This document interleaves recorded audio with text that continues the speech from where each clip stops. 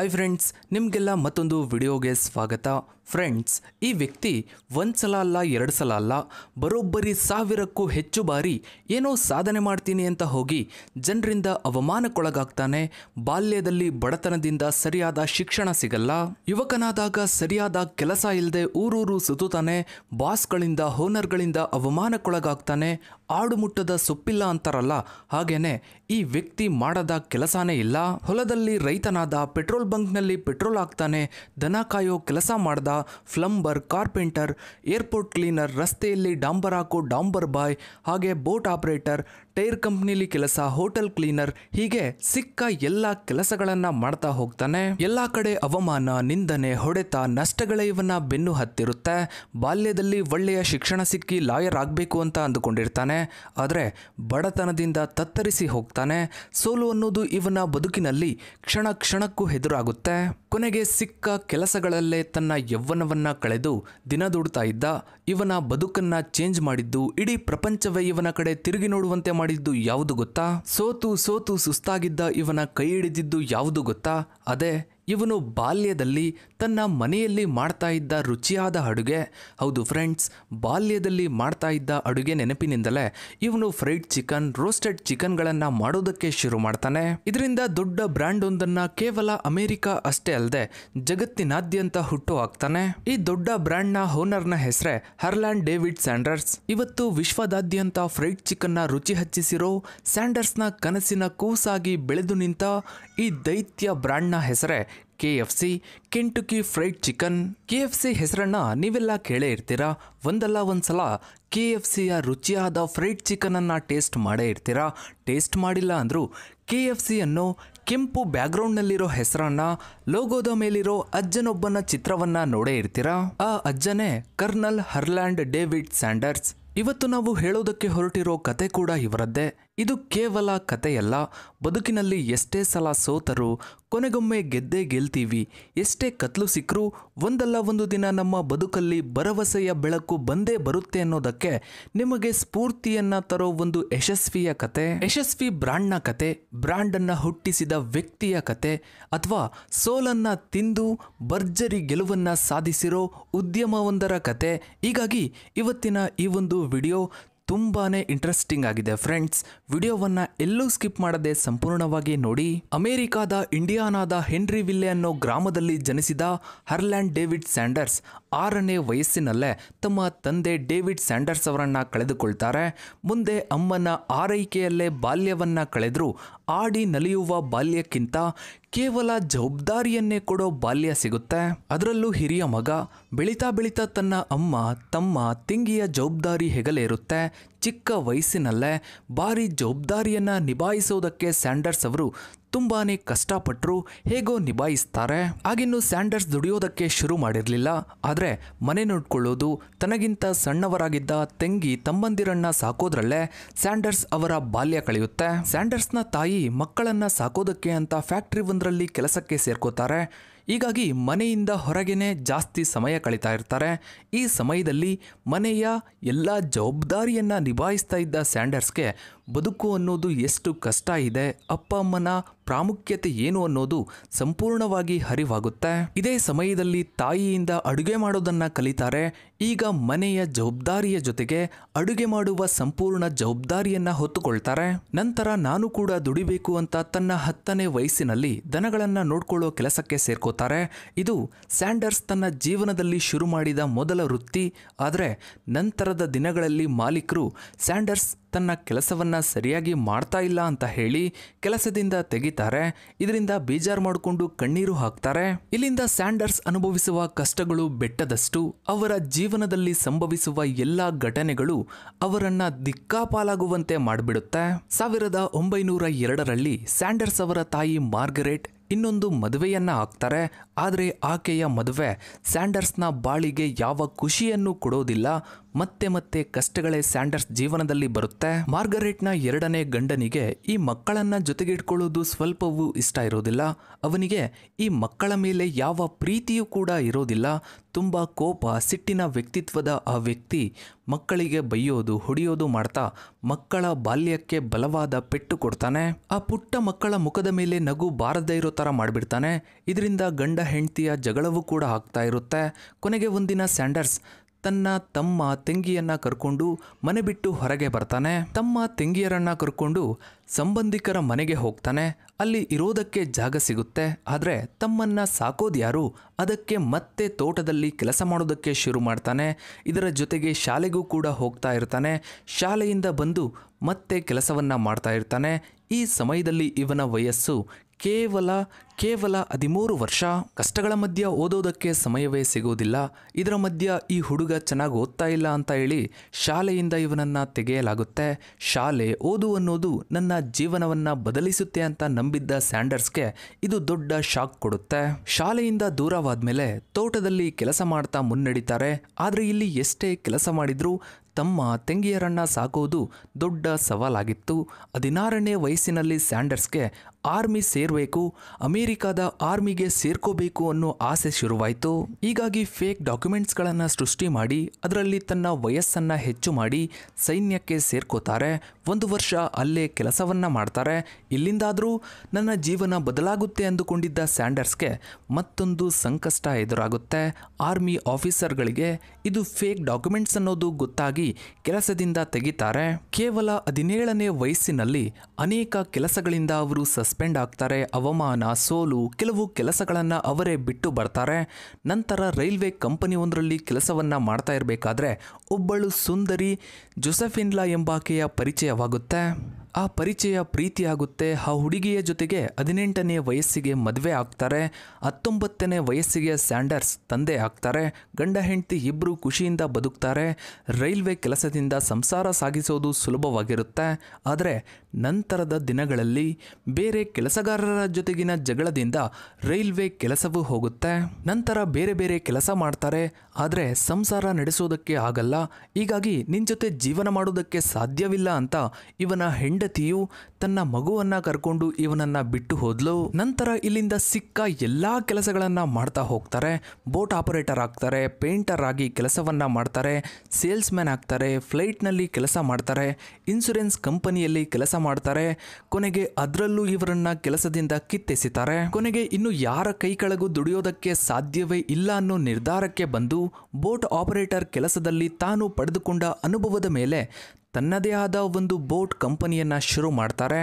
ಈ ಕಂಪನಿ ಸ್ವಲ್ಪ ದಿನ ಯಶಸ್ಸಿನ ದಾರಿಯಲ್ಲಿ ಸಾಗುತ್ತೆ. ಇನ್ನೇನು ಈ ಬಿಸ್ನೆಸ್ ಕೈ ಹಿಡಿತು ಅನ್ನೋ ಸಮಯದಲ್ಲಿ ಆ ಕಂಪನಿಯನ್ನು ಮಾರಿ ಲ್ಯಾಂಡ್ ತಯಾರಿಸೋ ಒಂದು ಕಂಪನಿಯನ್ನು ಶುರು ಮಾಡ್ತಾರೆ. ಆದರೆ ಎಲೆಕ್ಟ್ರಿಕ್ ಲೈಟ್ ಬಲ್ಬ್ಗಳ ಕಾಂಪಿಟೇಷನ್ಗಳ ನಡುವೆ ಇದು ಕೂಡ ಲಾಸ್ ಆಗುತ್ತೆ.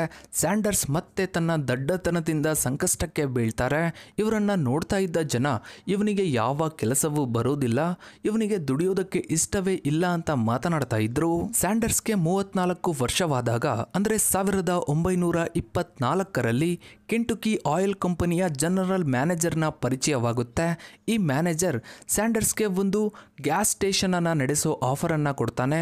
ಅಲ್ಲಿ ಇಲ್ಲಿ ಸಿಕ್ಕ ಕೆಲಸವನ್ನ ಮಾಡಿ ಸಾಕಾಗಿದ್ದ ಸ್ಯಾಂಡರ್ಸ್ಗೆ ಈ ವಿಷಯ ಕೇಳಿ ತುಂಬಾನೇ ಖುಷಿ ಆಗುತ್ತೆ.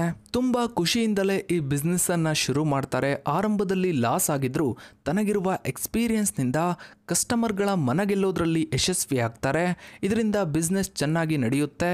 ಕೊನೆಗೂ ಒಂದು ಕೆಲಸ ಸ್ಯಾಂಡರ್ಸ್ ಕೈ ಹಿಡಿಯುತ್ತೆ. ಇದೇ ಸಮಯದಲ್ಲಿ ಅಮೆರಿಕ ಸೇರಿದಂತೆ ಇನ್ನೂ ಕೆಲವು ದೇಶಗಳಲ್ಲಿ ಆರ್ಥಿಕ ಕುಸಿತ ಉಂಟಾಗುತ್ತೆ. ಇದರಿಂದ ಗ್ಯಾಸ್ ಸ್ಟೇಷನ್ಗೆ ಮತ್ತೆ ಲಾಸ್ ಆಗುತ್ತೆ.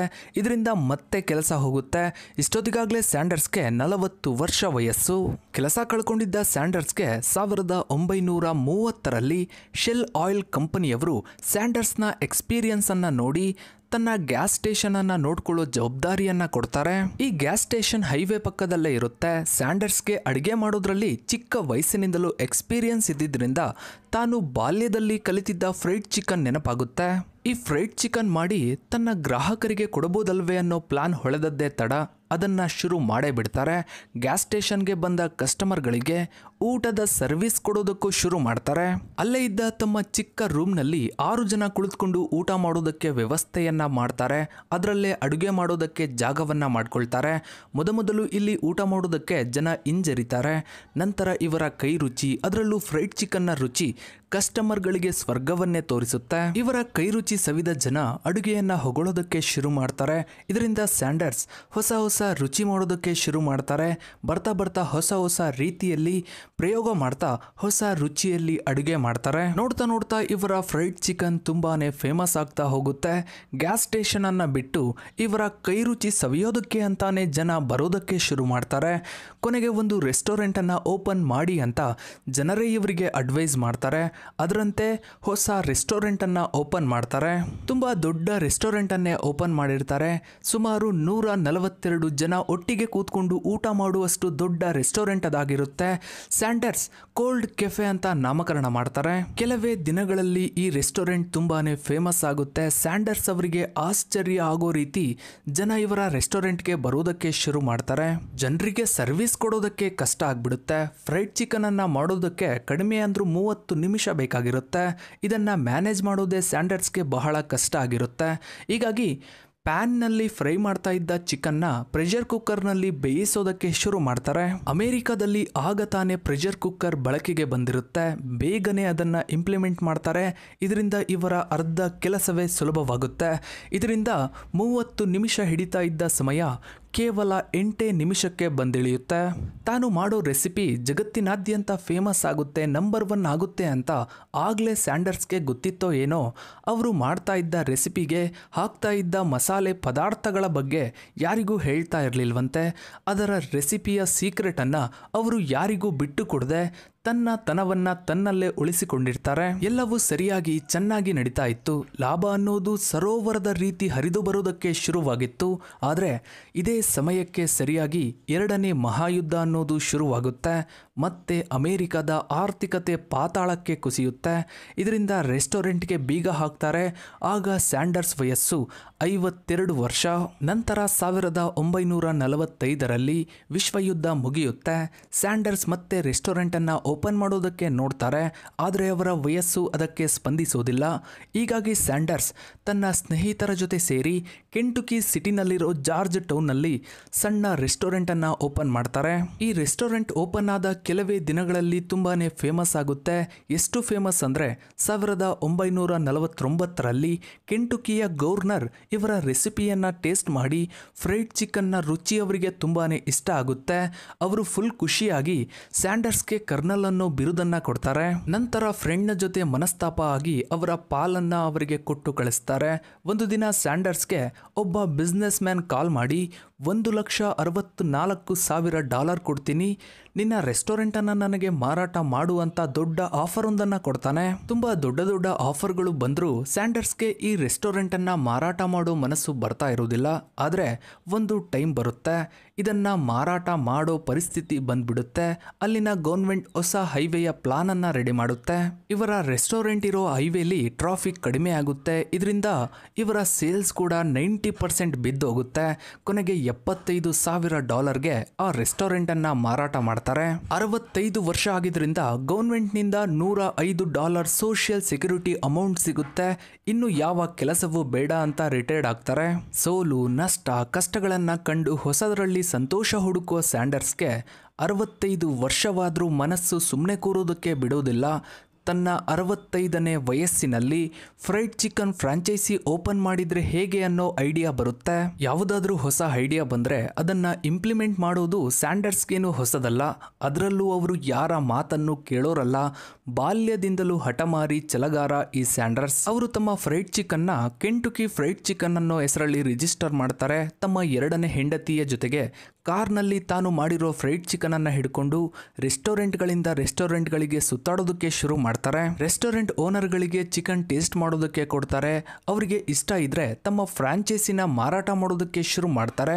ಇಲ್ಲೂ ಕೂಡ ತುಂಬಾ ಜನ ಇವರ ಫ್ರೈಡ್ ಚಿಕನ್ ಅನ್ನ ತಿರಸ್ಕಾರ ಮಾಡ್ತಾರೆ, ಅವಮಾನ ಮಾಡ್ತಾರೆ. ಅಮೆರಿಕಾದ ಕೆಲವೊಂದಿಷ್ಟು ಕಡೆ ಅದಾಗ್ಲೇ ಇವರ ಫ್ರೈಡ್ ಚಿಕನ್ ಜನರ ಬಾಯಿ ಸೇರಿರುತ್ತೆ.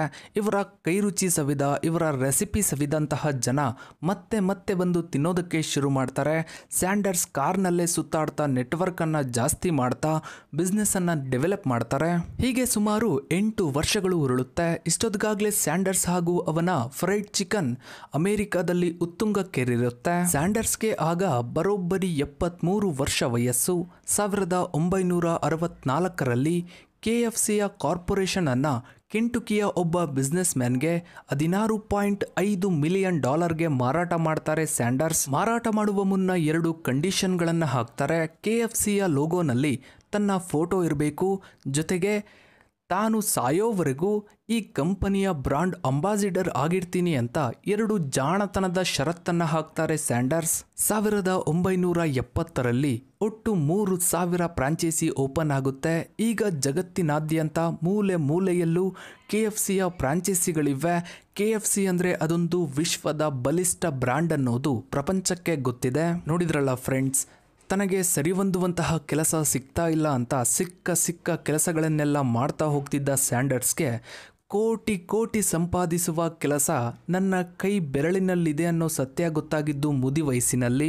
ಸೊ ಫ್ರೆಂಡ್ಸ್, ಇದರ ಬಗ್ಗೆ ನಿಮ್ಮ ಅನಿಸಿಕೆ ಅಭಿಪ್ರಾಯಗಳನ್ನು ತಪ್ಪದೆ ಕಮೆಂಟ್ ಸೆಕ್ಷನಲ್ಲಿ ಕಮೆಂಟ್ ಮಾಡಿ. ಹಾಗೆ ವಿಡಿಯೋಗೊಂದು ಲೈಕ್ ಮಾಡ್ತಾ ವಿಡಿಯೋನ ಆದಷ್ಟು ಎಲ್ಲ ಕಡೆ ಶೇರ್ ಮಾಡಿ. ನೀವಿನ್ನು ನಮ್ಮ ಚಾನಲ್ಗೆ ಸಬ್ಸ್ಕ್ರೈಬ್ ಆಗಿಲ್ಲ ಅಂದರೆ ಕೆಳಗಡೆ ಕಾಣೋ ಸಬ್ಸ್ಕ್ರೈಬ್ ಬಟನ್ನ ಕ್ಲಿಕ್ ಮಾಡಿ. ಹಾಗೆ ಪಕ್ಕದಲ್ಲಿ ಕಾಣೋ ಬೆಲ್ ಐಕನ್ ಕೂಡ ಕ್ಲಿಕ್ ಮಾಡಿ. Thanks for watching.